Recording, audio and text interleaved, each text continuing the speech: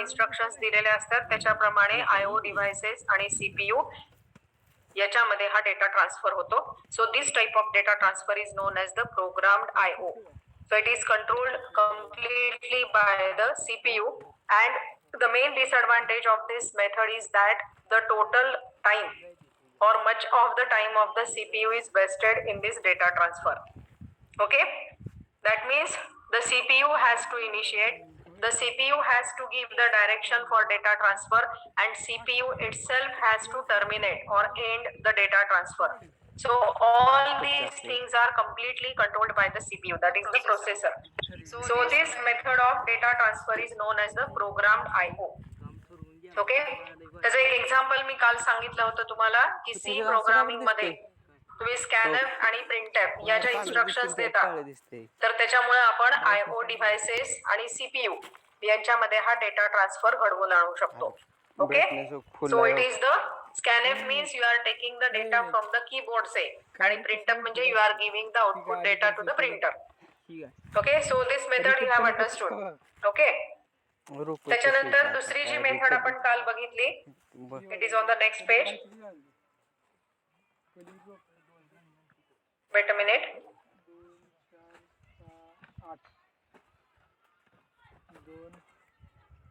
That is DMA. याच्यामध्ये कसं होतं डेटा ट्रान्सफर, नावावरून लक्षात येईल तुम्हाला, डायरेक्ट मेमरी ऍक्सेस. काय लक्षात आलं ह्या मेथड वरनं तुम्हाला?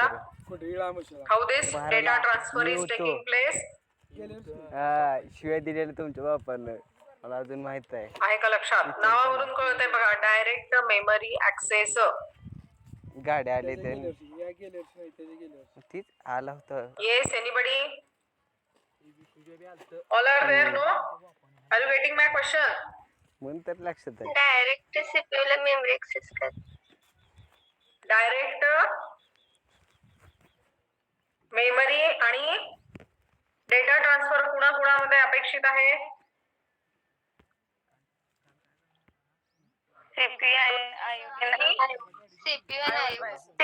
हा, बरोबर.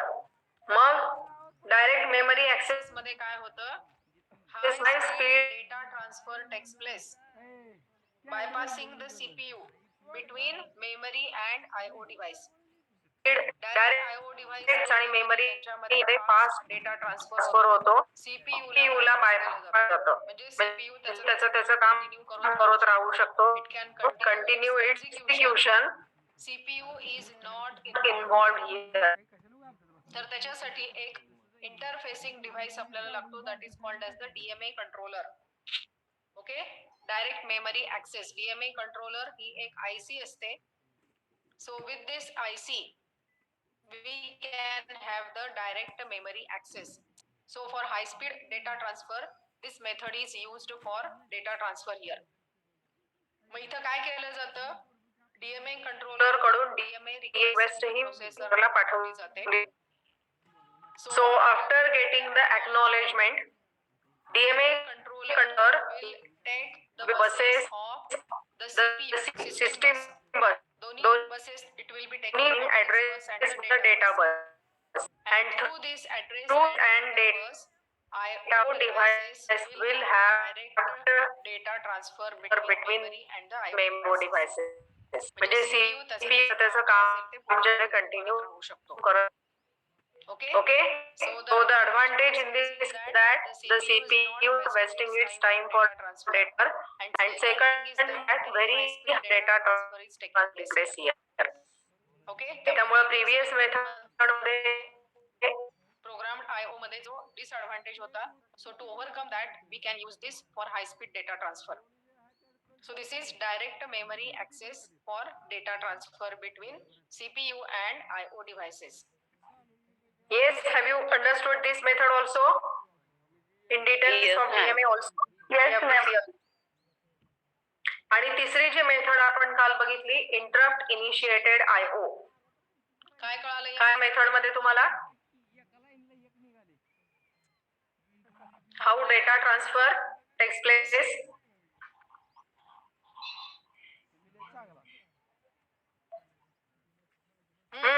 कोण सांगते? Interrupt initiated IO. Sana, you are telling?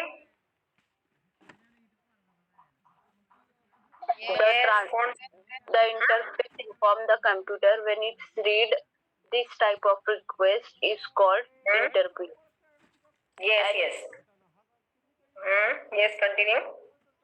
And it feeds the CPU from the testing the status of IO device. You Okay. monitor the device in the process execute another. Yes, very correct. So the meaning of this is from the IO device, the interrupt request will be, okay, and the CPU is key, which device is giving the interrupt request. When the CPU finishes the current task, it will acknowledge that interrupt request and it will provide service to that requesting device. म्हणजे काय होतं की जे काही आयएनसीस असतात are producing the request. Interrupt याचा अर्थ काय, सीपीयूचं जे रेग्युलर वर्किंग चालू, रेग्युलर प्रोसेसिंग चालू असेल त्याच्यामध्येच हा इंटरप्ट सिग्नल जातो. इंटरप्ट याचा अर्थ काय, ऑब्स्ट्रक्शन. अर्थ suppose you are reading a book, phone वाजला, so what picking up the phone, answering it and again continue your reading. That means CPU will get the interrupt request from IO devices. It will finish the current instruction execution and then it will provide the service to the interrupt device. म्हणजे याच्यामध्ये काय होतं, interrupt मुळे IO transfer, IO डिव्हाइसचा data transfer हा initiate केला, म्हणून ह्याला म्हणायचं interrupt initiate. Okay, these three methods are for the data transfer. आता त्याच्या पुढेच इंटरप्ट इनिशिएट आयओ जे आहे तर त्याचा जो पार्ट आपण काल चालू केलेला आहे, that priority interrupts. Okay, so what I told you yesterday about this priority interrupts म्हणजे काय? CPU gives the first priority to the input output device. Then ready for the data transfer. Yes. So in this, if many input output devices are producing the interrupt at the same time simultaneously, then to which the CPU will provide the service? That is a question. So for that priority interrupt, this system we have to, so many devices are producing the interrupt, then which device should be first? So for that purpose, this priority interrupt system is required. Okay. So this priority interrupt system, it is having following three methods. Okay. So these three methods we were started yesterday. कोणते तीन methods आहेत? Yes, do you remember? Actually it's given on next. तीन methods आहेत priority interrupt systems. Here you can see कोणत्या तीन methods आहेत? Polling, yes, parallel, Yes.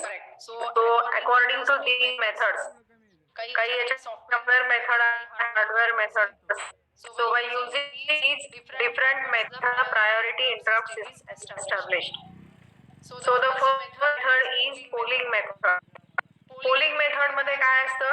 It is the software controlled method आहे. No hardware is required. Software controlled means what, की instructions are given. So these instructions are given to the different IO devices one by one, and according to that the interrupt request is or no checked. आता समजा एक CPU आहे आणि बाजूला 4 devices, समजा disk आहे, player आहे, keyboard आहे, स्कॅनर आहे, असे 3 input output devices. So through the software it is checked that when the first device is using the interrupt request. If no, then the priority is to the next device. Again check that whether the interrupt request is raised. असं one by one polling केलं जातं. पहिला device device, दुसरा device, तिसरा device, मग चौथा. मग प्रत्येक इंटरप्ट रिक्वेस्ट येईलच असं नाही. It is not the fourth device has to wait.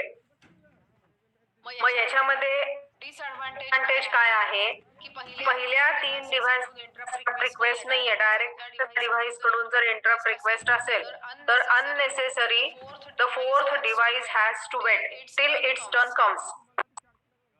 मग CPU is engaged for that much. पहिल्या डिव्हाइसला चेक केलं, दुसऱ्या डिव्हाइसला चेक केलं, तिसऱ्या डिव्हाइसला चेक केलं, मग चौथ्या डिव्हाइस कडे इंटरप्ट रिक्वेस्ट आहे, समजा printer. Okay, so this polling method does not require any hardware, but through the software we can check for all devices. आणि याचा जो सेन्स आहे that we can detect.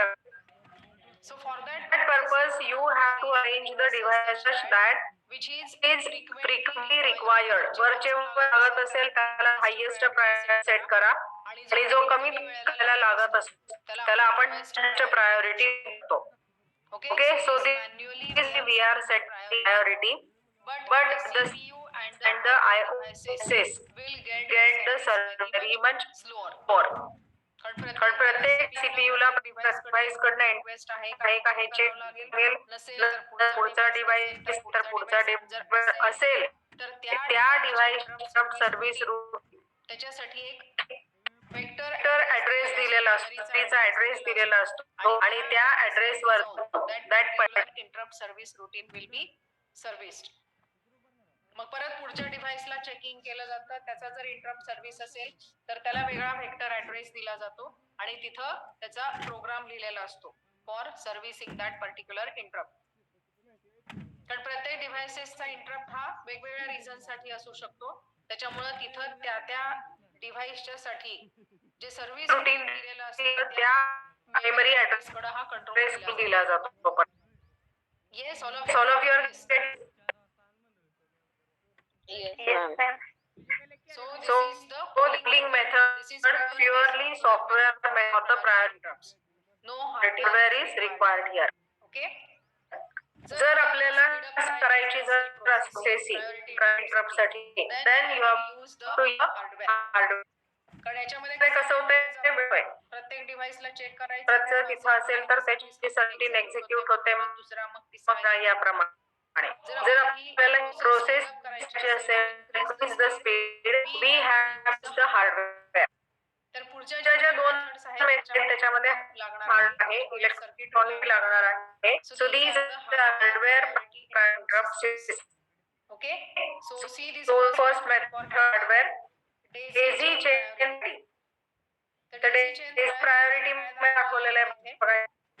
जसं आता आपण बघितलं त्याच्या फक्त इथं हार्डवेअर सेट दिलेला आहे डिव्हाइसला. See here in this diagram, device 1, device 2, device 3, असे devices we have. इथे CPU आहे. CPU ला इंटरप्ट येते आणि CPU will give the interrupt acknowledge. Interrupt acknowledge म्हणजे काय? Acknowledgement receipt येत असते बघा आपण ऑर्डर केल्यानंतर पोस्टात. So acknowledge it has identified the request from the particular and now the system is ready to set. त्याला म्हणायचं interrupt action. तर इथे बघा interrupt acknowledge it is given one by one. म्हणजे जसं आपण मगाशी पोलिंग मध्ये केलं होतं त्याच पद्धतीने पण इथे आपण त्याच्या हार्डवेअर यूज केलं. त्याच्यामुळे it will be little bit as compared to the software.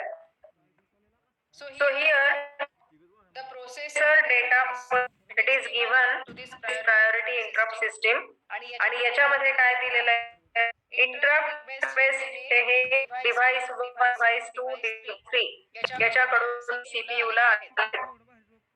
Okay, आता चेन ही पद्धतीने तयार केलेली आहे.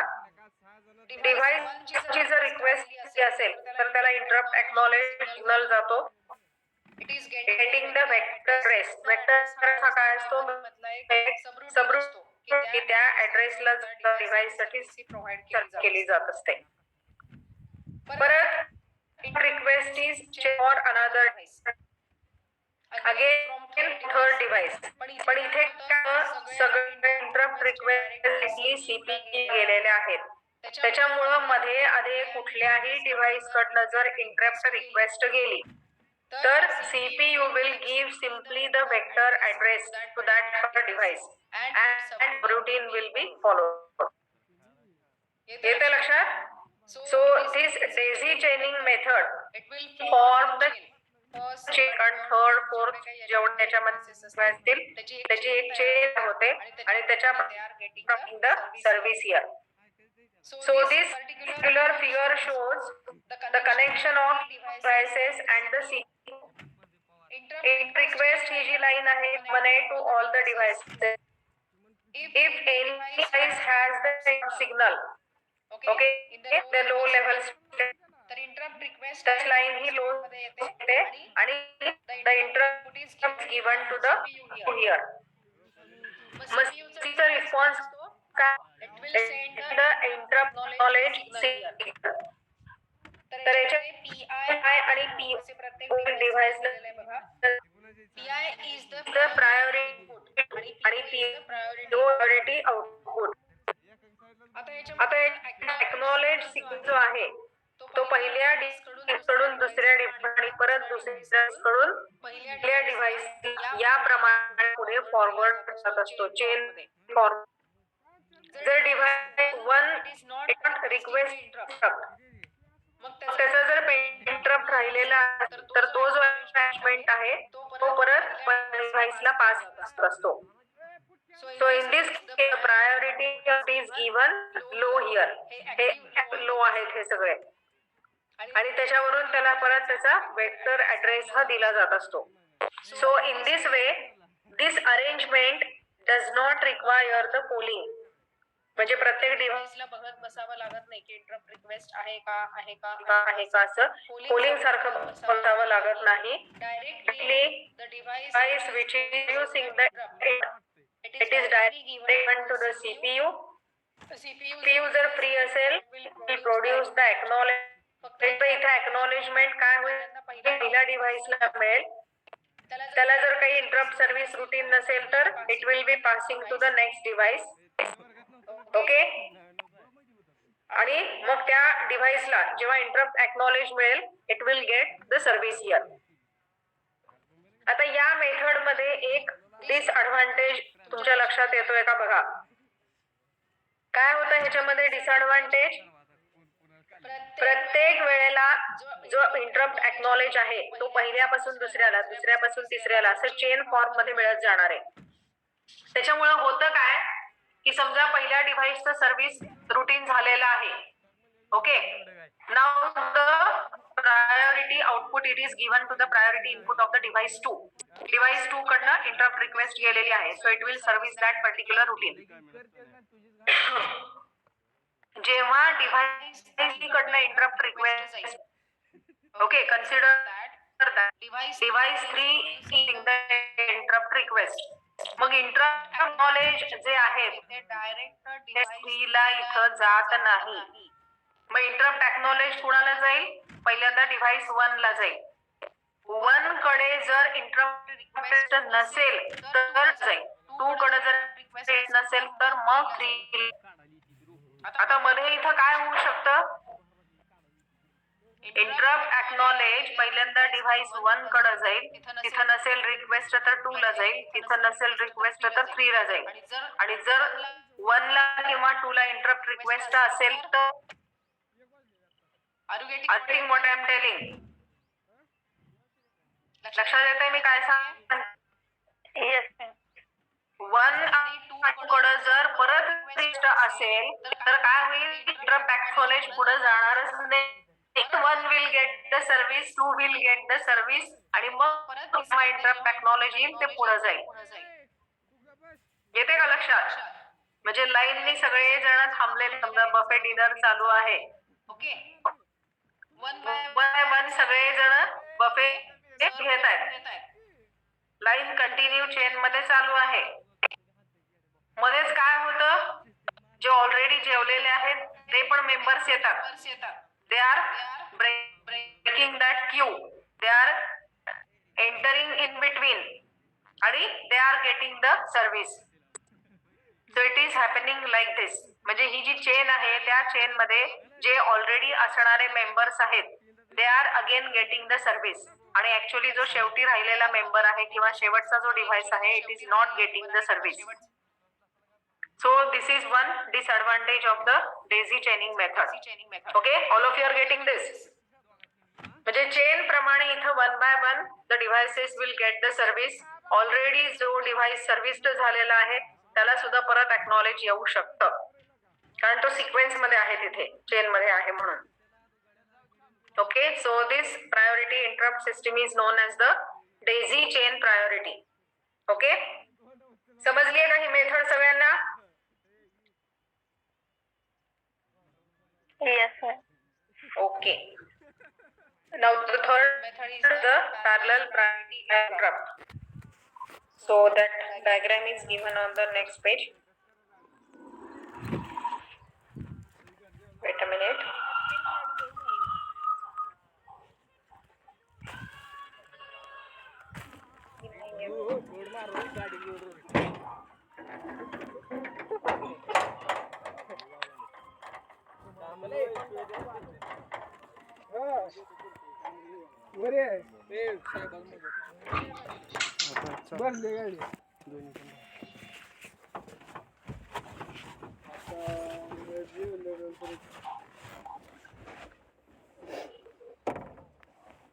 कुठं गाडी पण नाही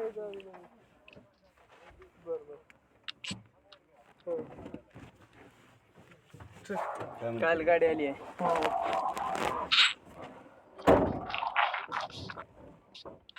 काय झाली बाबा? लाईट गेली.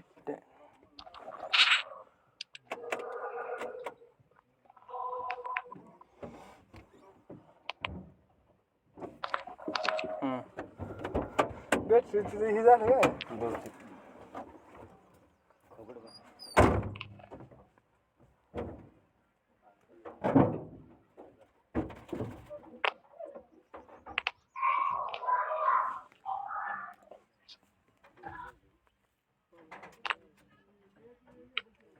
See here, parallel priority interrupt. Shall I rotate this page? एक मिनिट, हे पेज रोटेट करून घेते मी.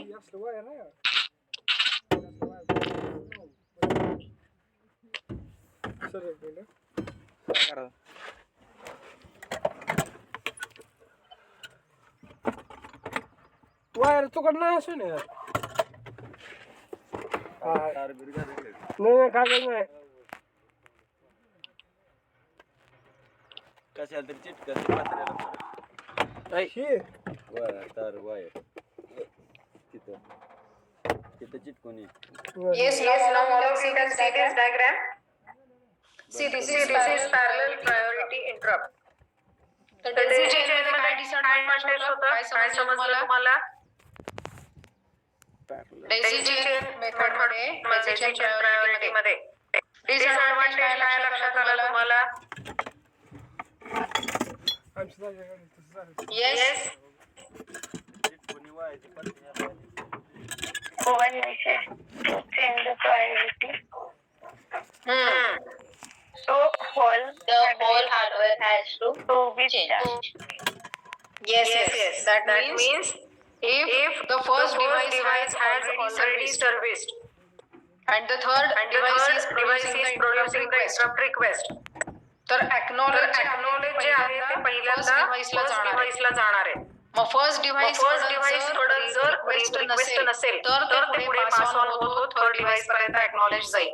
नाहीतर काय होईल, जे मधले डिव्हाइसेस आहेत त्यांच्याकडे जर परत इंटरप्ट रिक्वेस्ट असेल तर ते एक्नॉलेज शेवटच्या डिव्हाइस पर्यंत जात नाही. म्हणजे जे मधले डिव्हाइसेस आहेत ते परत काय करतात, इंटरप्ट रिक्वेस्ट पाठवतात, परत त्यांना एक्नॉलेज मिळत जाते आणि तिथेच they are getting that particular service. म्हणजे तो पुढे इंटरप्ट एक्नॉलेज लास्ट डिव्हाइस पर्यंत जात नाही. That is the disadvantage of the daisy chain priority. Chain मध्ये आहेत ना हे सगळे आयओ डिव्हाइसेस. ओके, समजलंय ना तुम्हाला हे?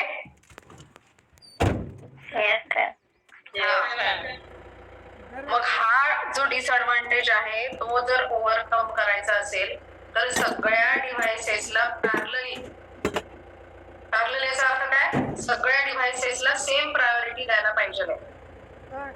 Okay, all the devices should get the priority in parallel, so that type of priority interrupt system is known as the parallel priority interrupt. Okay, तर इथे डायग्राम समजून घ्या आधी. याच्यामध्ये काय दिलेलं आहे, इथे एक इंटरप्ट रजिस्टर असतं आणि इथे आपण काय केलेलं आहे, 0 1 2 अशा प्रायोरिटी सेट केलेल्या आहेत. So 0 म्हणजे first priority is given to the magnetic disk, which is the high speed IO device. उद्या नाही का म्हणाल ते प्रिंटरला 1 म्हणजे सेकंड प्रायोरिटी, त्याच्यानंतर समजा ऑप्टिकल रीडर आहे त्याला थर्ड प्रायोरिटी आणि keyboard is the slow device त्याला लास्ट प्रायोरिटी. तर हे इंटरप्ट रजिस्टर मध्ये आपण सेट केलेलं आहे असे 4 डिव्हाइसेसचे 4 प्रायोरिटीज. आणि खाली एक मास्क रजिस्टर आहे 0 1 2 3 सेम त्याला परत आपण दिलेलं आहे. तर मास्क रजिस्टरचं काम काय असतं की कुठल्याही डिव्हाइसला आपण मास्क करू शकतो. मास्क याचा अर्थ काय, आपण मास्क घालतो पाहता कोविड साठी.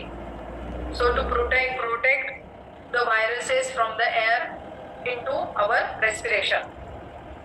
मग इथं मास्क केलं जातं म्हणजे काय की एखाद्या डिव्हाइसला जर आपण मास्क करायचं असेल तर ते बिट आपण काय करतो, 0 करतो. आणि पुढे इथं 4 अँड गेट दिलेले आहेत बघा.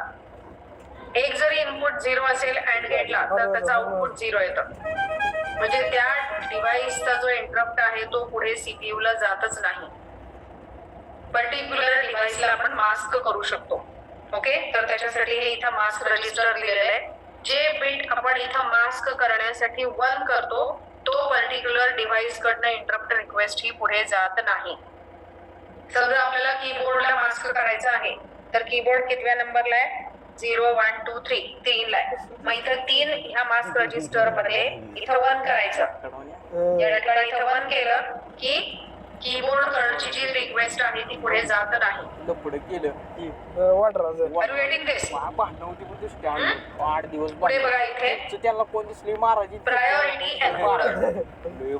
सो प्रायोरिटी एन्कोडरचं काम काय असतं की इथं अँड गेटचे जे 4 आउटपुट आलेले आहेत त्याच्याप्रमाणे 2 bit vector address will be produced by priority encoder. म्हणजे ज्या डिव्हाइसेस कडनं इंटरप्ट रिक्वेस्ट आलेली असेल according to that the particular vector address in the memory is produced. 2 bit असतो हा vector address and it is given to the CPU. PAE to the CPU. 2 bit address असतो हा X आणि Y याप्रमाणे. हुशार तर लिहू त्या आई खाली इथे कंट्रोलिंग पार्ट दिलेला आहे बघा. याच्यामध्ये मला 2 अँड गेट्स यूज केलेले आहेत. पहिल्या अँड गेटला इनपुट जे आहेत इंटरप्ट एनेबल, दोन्ही अँड गेटला हे दिलेले आहेत. इंटरप्ट एनेबल याचा अर्थ काय की इंटरप्ट हा जो सीपीयू ला प्रोसेसरला एक पिन असते, इंटरप्टची पिन असते, ती जर आपण एनेबल केलेली असेल तरच सीपीयू ला इंटरप्ट रिक्वेस्ट जातात. Otherwise, no. So interrupt enable it is given to both of the AND gates. Enable केल्यानंतरच हे 1 1 होतील दोन्ही AND गेटचे इनपुट्स. आणि जेवत ना मग प्रायोरिटी एन्कोडर कडून IST इथे एक दिलेलं आहे पहा. So it is the interrupt set. काय करायचं चौघजण लावा तिघजण वाहू दे कर. IST is the output. IST हे काय असतं तर स्टेटस फ्लिप फ्लॉप आहे. फ्लिप फ्लॉप म्हणजे